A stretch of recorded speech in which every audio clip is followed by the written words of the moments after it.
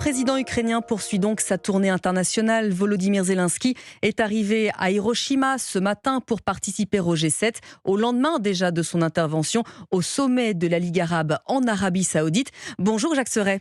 Bonjour. Envoyé spécial d'Europe 1 au Japon. Le président ukrainien qui est arrivé ce matin ne s'invite pas pour rien. Oui, le président ukrainien est arrivé ici il y a 4 heures à bord d'un A330 de la République française.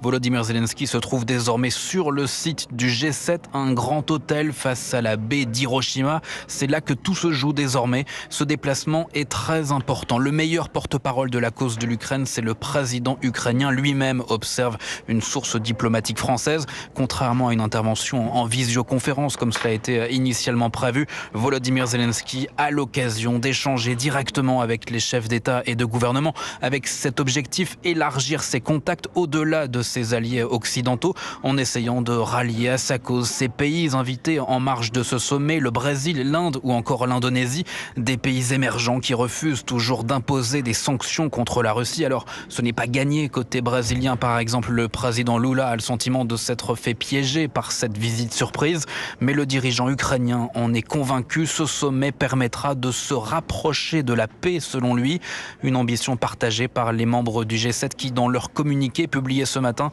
ont appelé la Chine à faire pression sur la Russie pour qu'elle cesse son agression contre l'Ukraine. Jacques Serret, envoyé spécial d'Europe 1 au Japon. Volodymyr Zelensky qui va rencontrer tour à tour à présent Joe Biden et Emmanuel Macron. Il a déjà rencontré il y a quelques minutes le Premier ministre indien Narendra Modi. Première rencontre entre les deux hommes depuis l'invasion russe de l'Ukraine il y a 15 mois que l'Inde a refusé de condamner.